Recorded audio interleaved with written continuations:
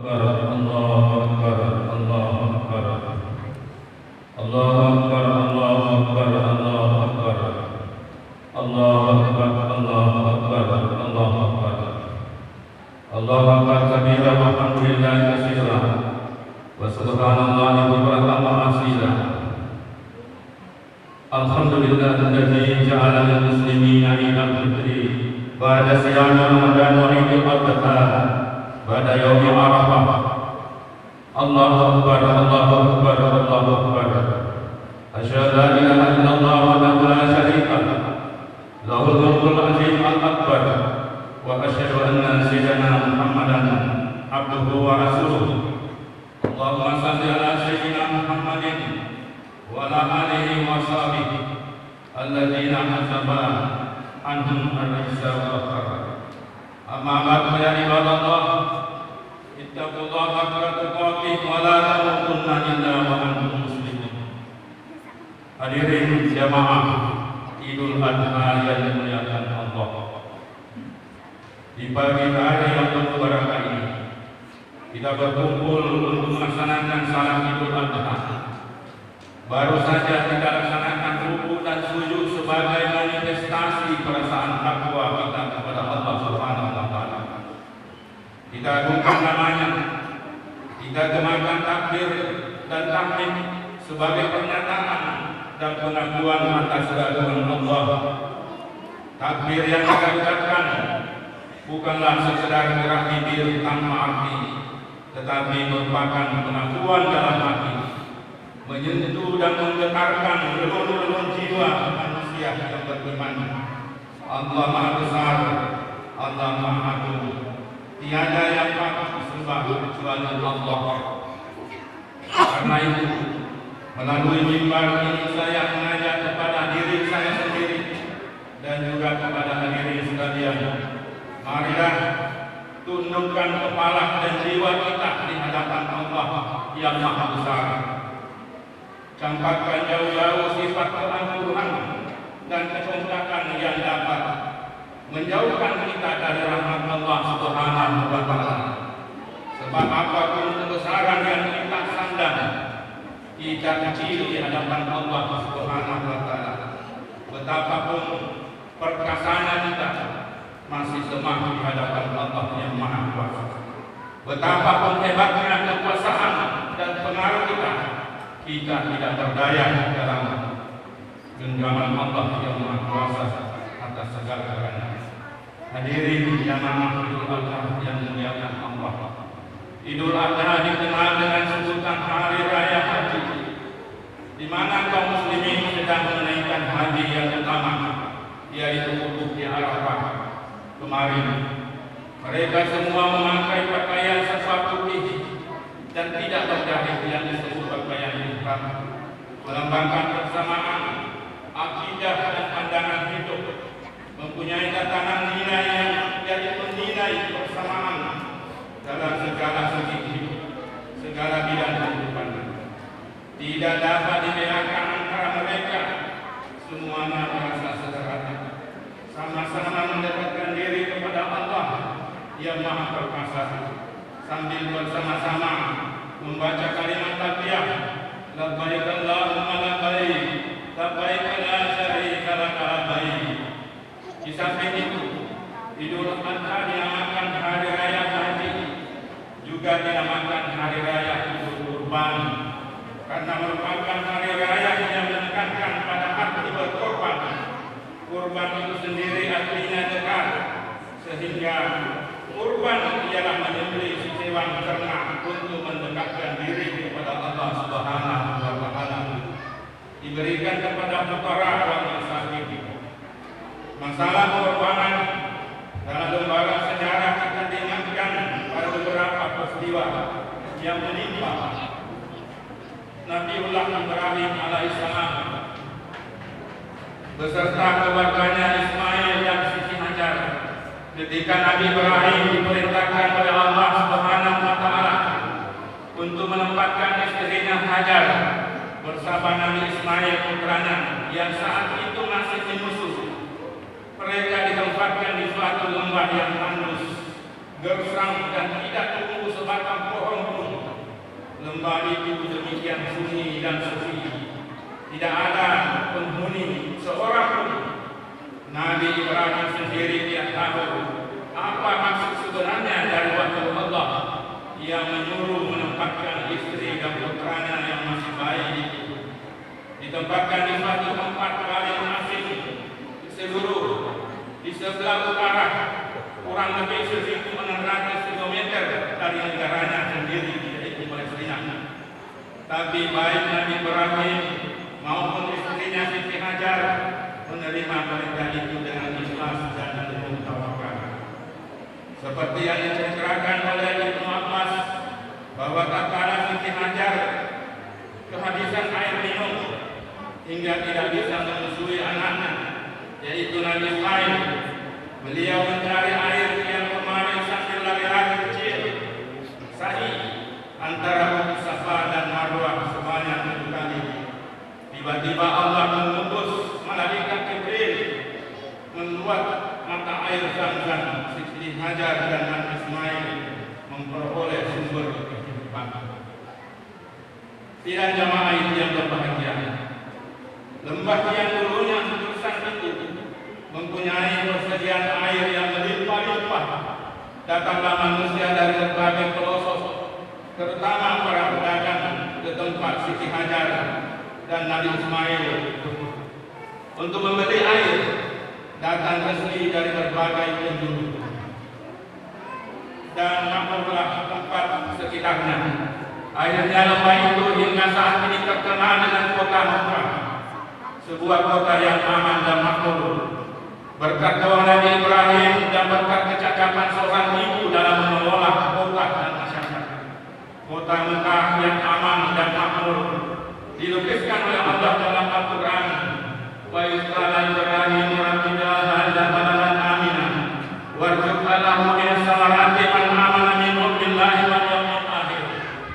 Dan ingatlah ketika Ibrahim berdoa, ya Tuhanku, jadikanlah negeri ini sebagai negeri yang aman sentosa, dan berikanlah rezeki dari buah-buahan kepada penduduknya yang beriman, di antara mereka kepada Allah dan hari kiamat. Al-Baqarah 126. Hadirin jamaah Idul Adha yang dimuliakan Allah. Dari ayat tersebut kita memperoleh bukti yang jelas bahwa kota Mekah hingga saat ini memiliki kemakmuran yang melimpah. Jamaah haji dan seluruh penjuru dunia memperoleh fasilitas yang cukup selama melakukan ibadah haji maupun umrah. Kecuali tahun ini jamaah haji seluruh Indonesia tidak ada yang berhaji kecuali penduduk Mekah sendiri. Kaum muslimin dan jamaah yang berbahagia. Hal itu membuktikan tingkat kemakmuran modern dalam tata pemerintahan dan ekonomi serta keamanan hukum sebagai faktor utama kemakmuran rakyat yang mengagumkan, yang semua itu menjadi dalil bahwa doa Nabi Ibrahim dikabulkan Allah Subhanahu wa Ta'ala. Semua kemakmuran tidak hanya dinikmati oleh orang Islam saja, orang-orang yang tidak beragama Islam pun ikut menikmati. Allah Subhanahu wa Ta'ala berfirman, "Kalau mengangkat para qawmatihu qalilan summa dzakaru ila azabin nar wa bi'sal masir." Yang artinya, dan kepada orang kafir pun aku beri kesenangan sementara, kemudian aku paksa ia menjalani siksa neraka, dan itulah seburuk-buruk tempat kembali. Hadirin jamaah Idul Adha yang dimuliakan Allah. Idul Adha yang kita peringati saat ini dinamai juga Idul Nahar, artinya hari cara memotong kurban binatang ternak. Sejarah adalah berbelah dari ujian paling berat yang menimpa Nabiullah Ibrahim disebabkan kesabaran dan ketabahan Ibrahim dalam menghadapi berbagai ujian dan cobaan. Allah memberinya sebuah anugerah, sebuah kehormatan halilullah, yaitu kasih Allah. Setelah Iqbal al-Khalil dipandangnya, malaikat bertanya kepada Allah, "Ya Tuhanku, mengapa engkau menjadikan Ibrahim sebagai kekasihmu, padahal dia disibukkan oleh urusan ayahnya dan keluarganya. Allah berfirman, jangan menilai hamba Ibrahim ini dengan ukuran lahiriah. Tengoklah isi hatinya dan amal baktinya. Kemudian Allah Subhanahu wa Ta'ala mengizinkan para malaikat menguji keimanan serta keraguan Nabi Ibrahim. Ternyata kekayaan dan keluarganya tidak membuatnya lalai dalam taatnya kepada Allah Subhanahu wa Ta'ala.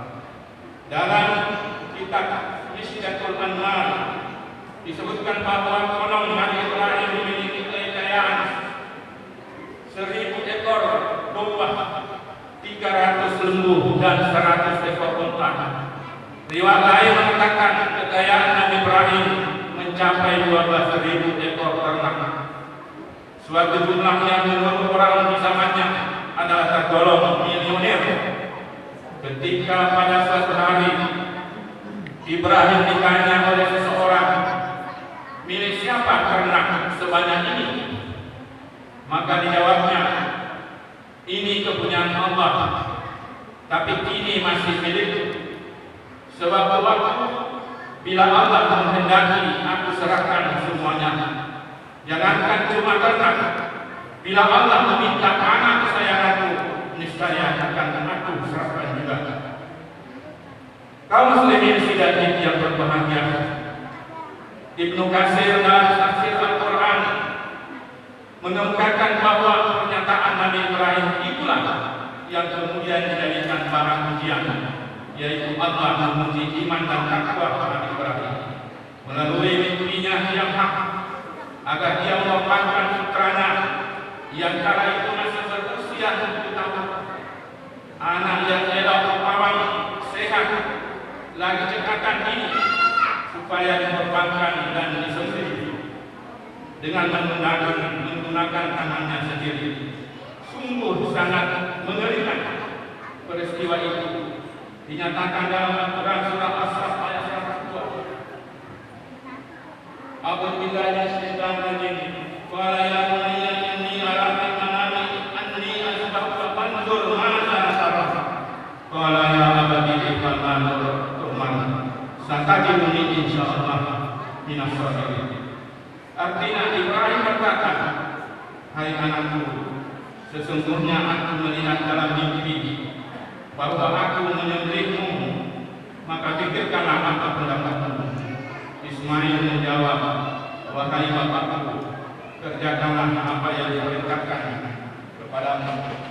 Insyaallah engkau akan mendapatiku termasuk orang-orang yang sabar. Sedangkan dia berbahagia ketika keduanya siap untuk melaksanakan perintah Allah. Iblis datang menggoda sang ayah, sang ibu dan sang anak silih berganti. Akan tetapi Nabi Ibrahim, Siti Hajar dan Nabi Ismail tidak tergoyah oleh uraian iblis yang menggoda agar membatalkan niatnya. Bahkan Siti Hajar mengatakan, jika memang benar perintah Allah, aku pun siap untuk disembelih sebagai gantinya Ismail. Mereka melempar iblis dengan batu, mengusirnya pergi, dan iblis pun lagi tunggang-tunggang. Dan ini kemudian menjadi salah satu rangkaian ibadah haji yang melempar jamrah, Jumratul Ula, Wusta dan Aqabah yang dilaksanakan di Mina. Hadirin jamaah Idul Adha yang dimuliakan Allah, setelah sampai di suatu tempat dalam keadaan tenang, Ismail berkata kepada ayahnya, ayah, kuharap kaki dan tanganku diikat supaya aku tidak dapat bergerak leluasa, sehingga menyusahkan ayah. Hadapkan mukaku ke tanah supaya tidak melihat, sebab kalau ayah melihat nanti akan merasa kasihan. Lepaskan baju agar tidak terkena darah yang nantinya menimbulkan benangan yang menyedihkan. Asal ada tajam pisau ayah agar penyembelihan berjalan singkat, sebab sakaratul maut dahsyat sekali. Berikan penyuruh kepada ibu untuk kenang-kenangan serta sampaikan salamku kepadanya supaya dia tetap sabar. Saya dilindungi Allah. Jangan cerita bagaimana ayah mengikat karena jangan bisikkan anak-anak supaya datang ke rumah agar kesedihan ibu tidak terulang kembali. Dan apabila ayah melihat anak-anak sebayaku, janganlah terlampau jauh untuk diperhatikan. Nanti ayah akan bersedih. Nabi Ibrahim menjawab, baiklah anakku, Allah Subhanahu wa Ta'ala akan menolongmu. Setelah Ismail putra tercinta diterletakkan di atas sebuah batu dan pisau pun diletakkan di atas lehernya, Ibrahim pun menyembelih dengan menekan pisau itu kuat-kuat, namun tidak tumpang, bahkan tergores pun tidak. Pada saat itu Allah Subhanahu wa Ta'ala membuka dinding yang menghalangi pandangan malaikat di langit dan di bumi. Mereka tunduk dan sujud kepada Allah Subhanahu wa Ta'ala. Takjub menyaksikan kedua, lihatlah hamba itu rela dan senang hati menyembelih anaknya sendiri dengan pisau karena semata-mata untuk memperoleh kerelaan. Sementara itu Ismail pun berkata, ayah, bukalah ikatan kaki dan tanganku agar Allah Subhanahu wa Ta'ala tidak melihatku dalam keadaan terpaksa, dan letakkan pisau itu di leherku supaya malaikat menyaksikan putra Khalilullah Ibrahim taat dan patuh kepada perintah Allah. Ibrahim menambahkan, lantas membuka ikatan dan menekan pisau itu ke lehernya kuat-kuat, namun lehernya tidak apa-apa. Bahkan bila ditekan, pisau itu berbalik dan tajam berada di bagian atas. Ibrahim mencoba memotong pisau itu ke sebuah batu. Ternyata batu yang keras itu terbelah. Hai pisau, engkau sanggup membelah batu, tetapi kenapa tidak sanggup memotong leher? Kata Ibrahim, dengan izin Allah Subhanahu wa Ta'ala, pisau itu menjawab, Anda katakan potonglah, tapi Allah mengatakan jangan potong. Mana mungkin aku memenuhi perintah wahai Ibrahim jika akibatnya akan durhaka kepada Allah Subhanahu wa Ta'ala. Dalam hal itu Allah Subhanahu wa Ta'ala memerintahkan Jibril untuk mengambil seekor kibas dari surga sebagai gantinya. Dan Allah Subhanahu wa Ta'ala berseru dengan firman-Nya, menyuruh menghentikan perbuatannya. Tidak usah diteruskan pengorbanan terhadap anaknya. Allah telah meridai ayah dan anak memasrahkan tawakal mereka sebagai imbalan keikhlasan mereka. Allah mencukupkan dengan penyembelihan seekor kambing sebagai korban, sebagaimana yang diterangkan dalam Al-Quran surah As-Saffat. Wa qadaina bi dzikrin azim, dan kami tebus anak itu dengan seekor sembelihan yang besar. Wa tarakna alaihi fil akhirin, kami abadikan untuk Ibrahim ujian yang baik kalangan orang-orang yang datang kemudian. Salam ala Ibrahim, yaitu kesejahteraan semoga dilimpahkan kepada Ibrahim. Kadzalika najzil muhsinin, demikianlah kami memberi balasan kepada orang-orang yang berbuat. Menyaksikan tragedi penyembelihan yang tidak ada bandingannya dalam sejarah umat manusia itu, malaikat Jibril menyaksikan ketaatan keduanya setelah kembali dan mencari surga dengan membawa seekor kibas. Karena dia seraya terlontar darinya suatu ungkapan, Allahu Akbar, Allahu Akbar, Allahu Akbar. Nabi Ibrahim menyebutnya La ilaha illallah Allahu Akbar, yang kemudian disambung oleh Nabi Ismail, Allahu Akbar walillahil hamd. Hadirin jamaah Idul Adha yang dimuliakan Allah. Inilah sejarah pertamanya korban di hari raya Kurban yang kita peringati pada pagi hari ini. Allah Maha Pengasih dan Penyayang korban yang diperintahkan tidak usah anak kita, cukup binatang ternak, baik kambing, sapi, kerbau maupun lainnya, sebab Allah tahu kita tidak akan mampu menjalaninya. Jangankan memotong anak kita, memotong sebagian harta kita untuk menyembelih hewan kurban, kita masih terlalu banyak berpikir. Memotong 2,5% harta kita untuk zakat, kita masih belum menunaikannya. Memotong sedikit waktu kita untuk salat 5 waktu, kita masih keberatan. Menunda sebentar waktu makan kita untuk berpuasa, menunda sebentar waktu makan untuk berpuasa, kita tak mampu melaksanakannya dan sebagainya. Begitu banyak dosa dan pelanggaran yang kita kerjakan yang membuat kita jauh dari rahmat Allah Subhanahu. Hadirin jamaah yang berbahagia, hikmah yang dapat diambil dari pelaksanaan salat Idul Adha ini adalah bahwa hakikat manusia adalah sama. Yang membedakan hanyalah takwanya, dan bagi yang menunaikan ibadah haji pada waktu wukuf di Arafah memberikan barang bahwa kelak manusia akan dikumpulkan di padang mahsyar untuk dimintai pertanggungjawaban. Di samping itu, kesan atau iktibar yang dapat diambil dari peristiwa sejarah. Pertama, hendaknya kita sebagai orang tua mempunyai upaya yang kuat membentuk anak yang saleh, menciptakan pribadi anak yang agamis, anak yang berbakti kepada orang tua, lebih-lebih berbakti kepada Allah dan Rasulnya. Yang kedua, perintah dan ketentuan yang telah digariskan oleh Allah Subhanahu wa taala harus dilaksanakan, harus disambung dengan tekad sami'na wa ata'na. Karena sesungguhnya ketentuan Allah Subhanahu wa taala pastilah manfaatnya kembali kepada kita sendiri.